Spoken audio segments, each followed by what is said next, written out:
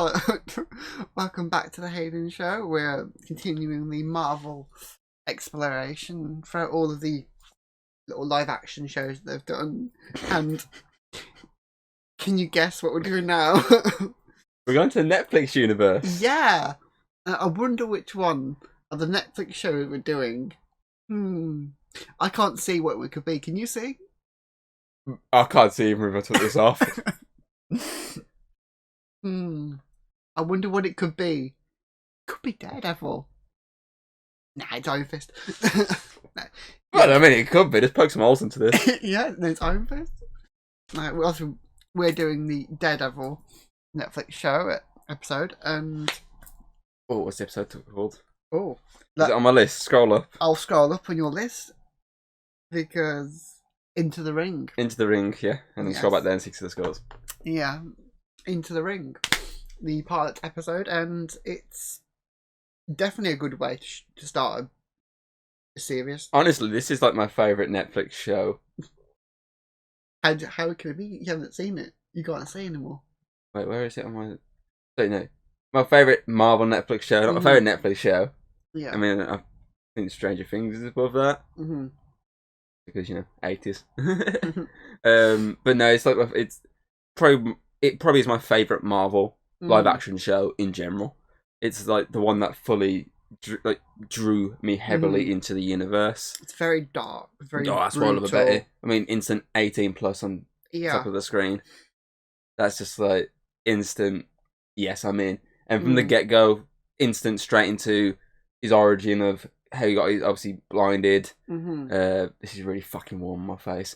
But man, how the fuck's he do it? He fights in that. Jesus Christ! I was checking my bollocks off with this song. He fights it, but it's more like proper musquish, don't they? Exactly. Can't even making me do this for the entire video. I'm not making you. You can choose to. Your choice. Yeah, it's already there. Cosplaying. Very badly cosplaying. Yeah, obviously instantly gets to see how he's obviously damaged to his eyes. And then obviously then him all grown up. Bless me Father for I have sinned. That sort of stuff. Because I mean this is like very religious heavy, this show is. Yeah, because the character's quite religious, yeah, because obviously his family. Which, is a big part of series 3.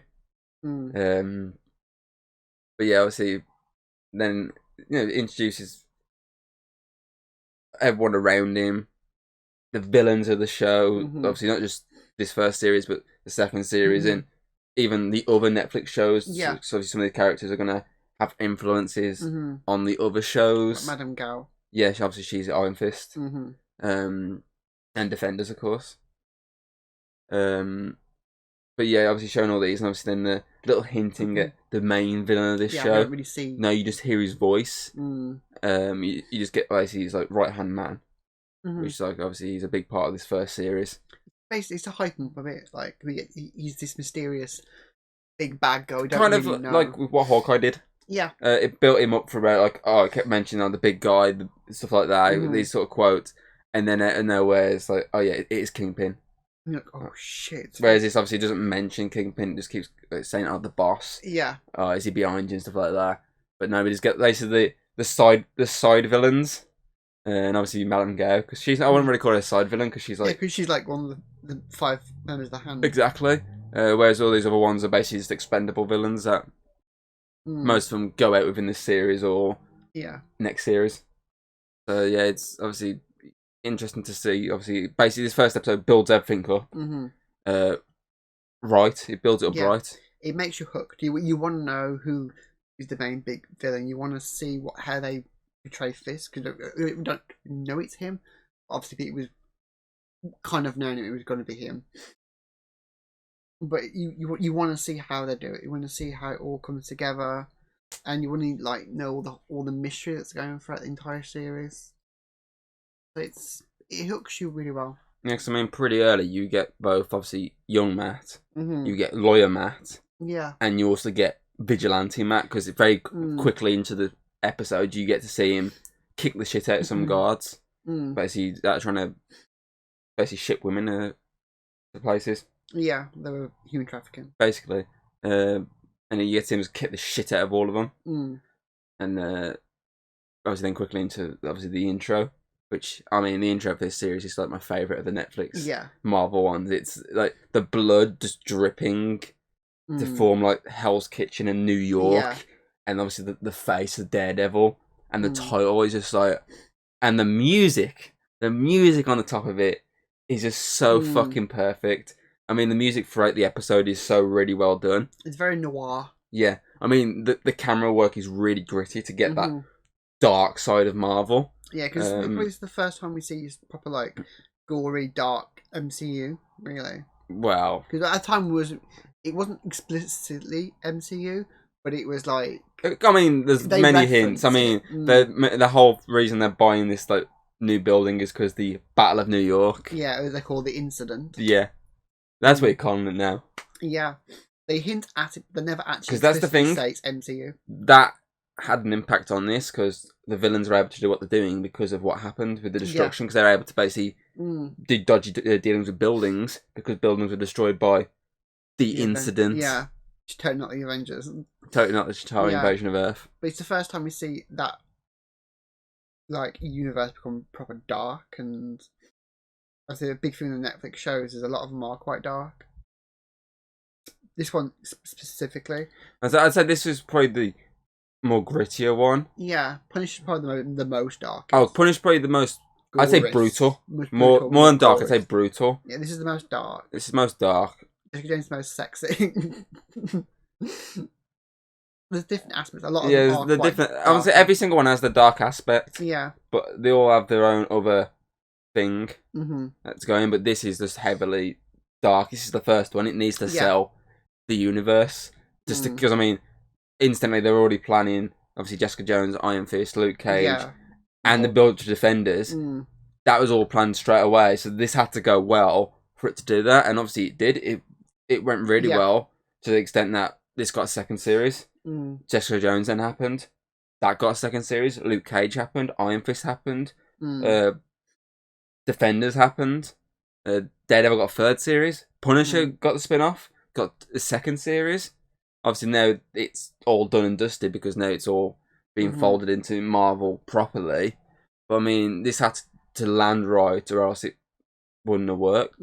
That the entire universe would have been fucked, like Inhumans. What that did, it didn't land right, so everything was just scrapped. But this landed perfectly, and this episode shows that.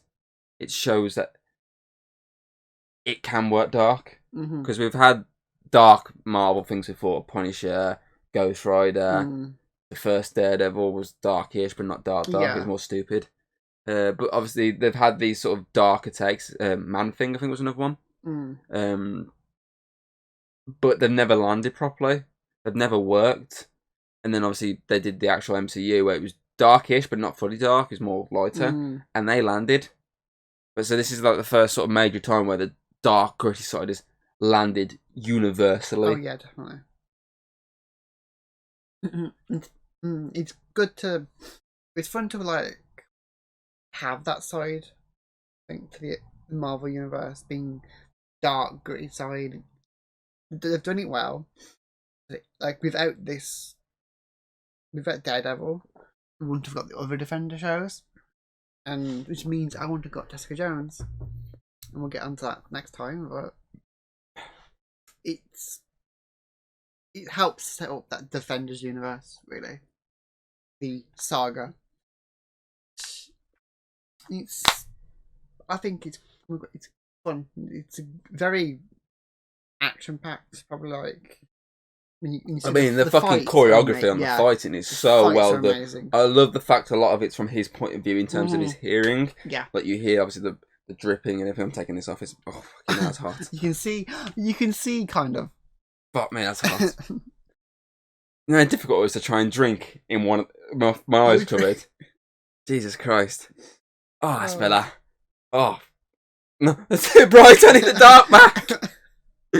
But yeah, the choreography, and when you're hearing, like, you're hearing the chains rattling, the puddles, the metal clanging when his guy's walking down the stairs. The sheen of the dagger, the knife and stuff. You're hearing all this from his point of view, and it's so... Oh, looking at my hair's a mess now. It's so well done that it draws you into the fight even more. and then when it actually like zones back into the reality, it's instant arm breaking, chain wrap around neck, kicking the shit out of him. Yeah. It's so well done. Obviously, you get two big fight scenes in this.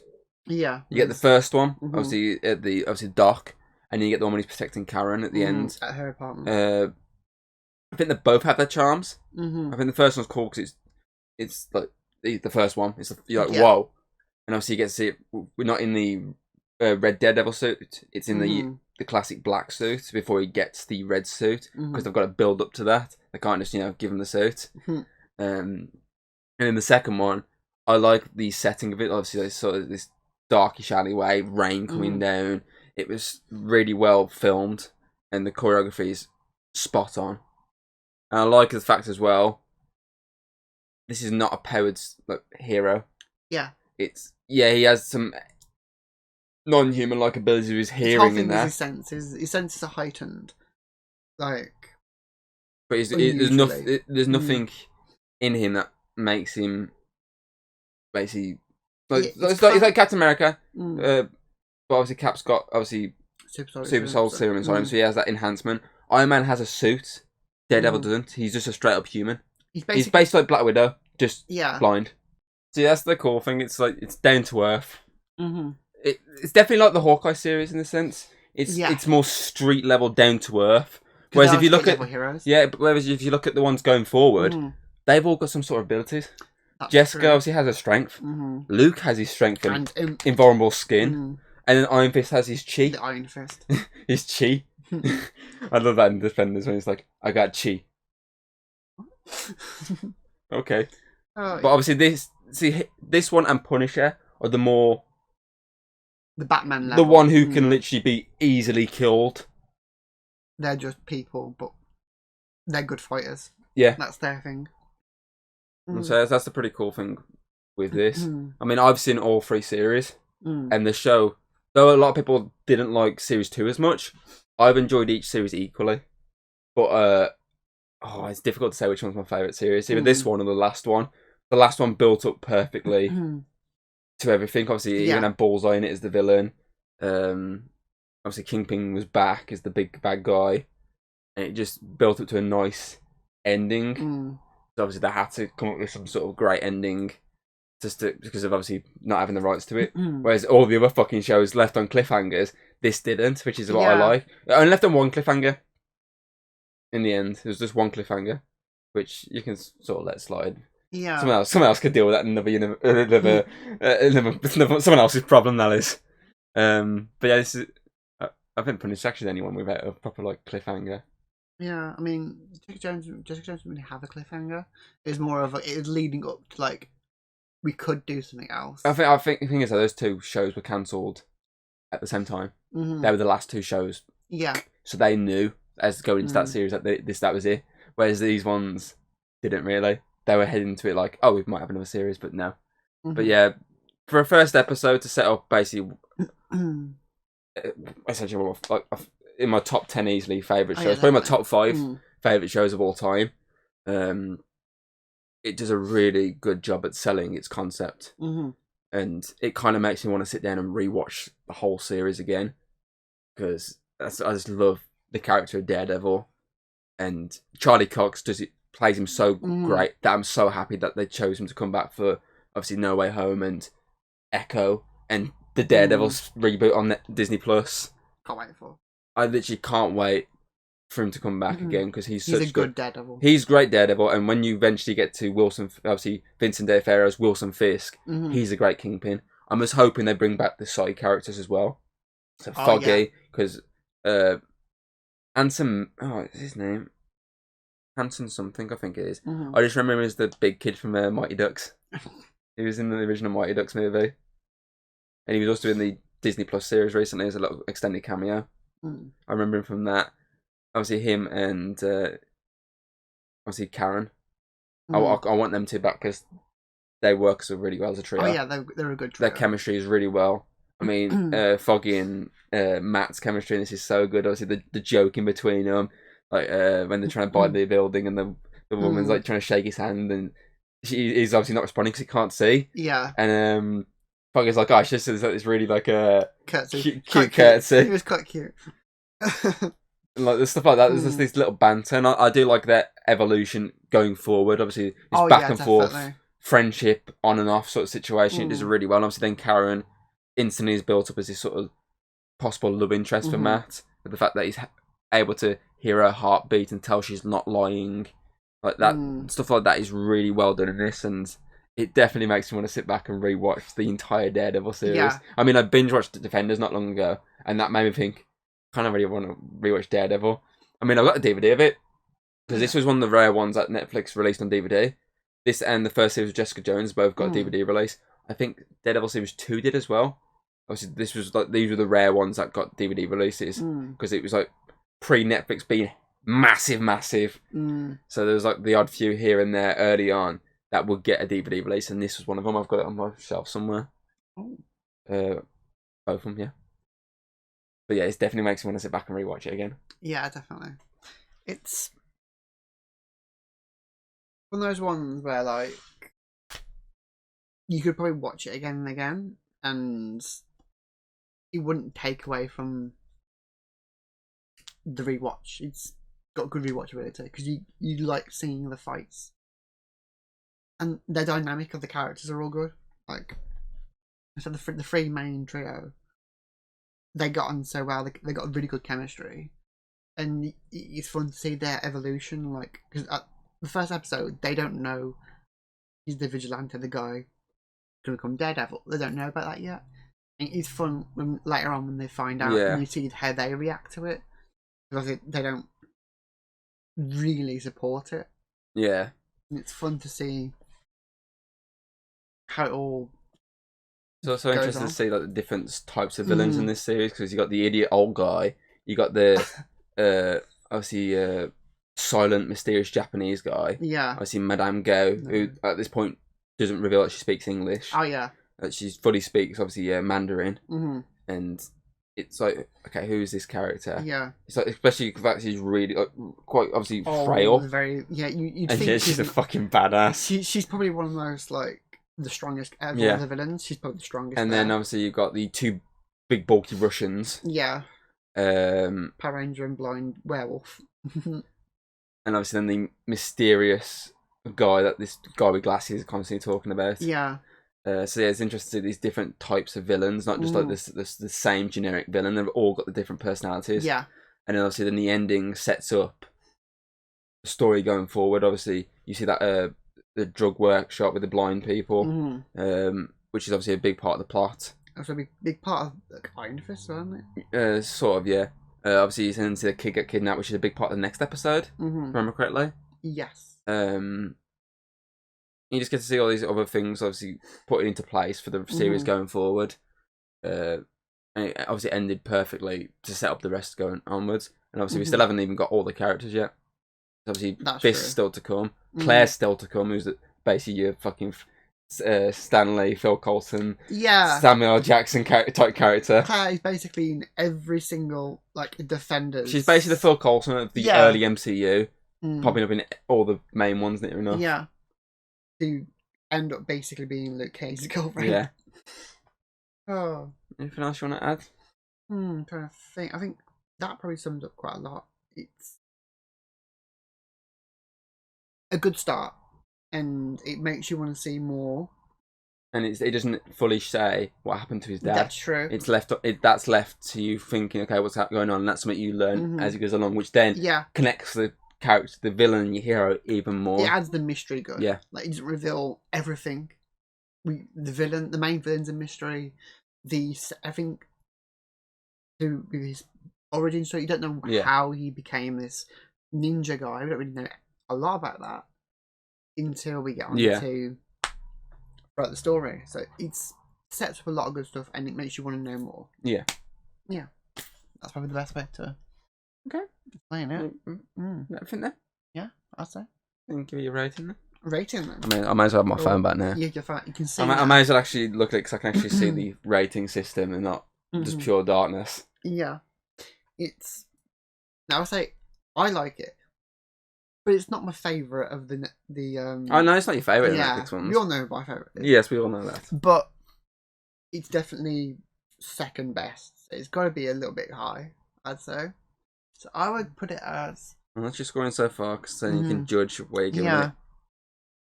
I'd say 97 out of 10. It's pretty good, and without it, I wouldn't have gotten the best one. So, yeah, that's about right. We're on 2 different wavelengths on this one then. I know, because you like. Because I mean, this would have been my straight up.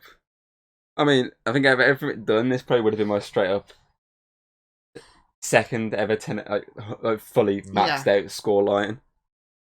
Okay, so that's simple then. So Daredevil then slots in between the 2 agents. It comes into second place behind Agent Carter, but above Agents of S.H.I.E.L.D. Okay, so are you looking forward to Charlie Cox being back as Daredevil? Is my question. Yes. And will Disney do justice by the TV show? Is the question. That's a good. Because Netflix did justice, in my opinion. Yeah, definitely. So the question is, can Disney do the Will same? they keep that darkness? I hope they do. See, they don't have to go full level dark, just darker than usual. Like early MCU dark. Yeah. Like before, I think like Civil War backwards. Like when it was a bit more grittier. Because obviously since Civil War onwards, it's a bit more funner. Right. So anything pre-Civil War tone-wise, I'm happy for. Like even Winter Soldier tone-wise, that sort of tone. But yeah, I'd be happy with the sort of Moon Knight tone that they did for that, but a bit obviously slightly bit darker. So I'd be happy with that. So yeah, do you think they'll do justice? Is my question. And yeah, that basically covers everything. So next week we'll move on to the second of the Netflix universe, which is of course Jessica Jones, or as Disney Plus now call it, AKA Jessica Jones. It's actually changed the title on Disney Plus. If you look at the poster for it, it's now referred to as AKA. It makes which sense. is they use AKA for every episode. But the show's now referred to as AKA Jessica Jones. That's quite cool. So unless that is their way, maybe if they ever try and reboot it, they can just call it Jessica Jones. Instead of just... Obviously, if it's already got Jessica Jones, they can't really use that again. So yeah, maybe. I'm guessing they'll maybe do a spin with Daredevil as well, title-wise, or call it something else. Like add something to it, maybe. Yeah, maybe. So yeah, the next week we'll do that. Yeah, we hope you enjoyed, and we will see you for that next time. Bye. If you like what you've seen, don't be afraid to throw us a little like and subscribe. That's always very appreciated over here. And, well, I'll see you on the next video.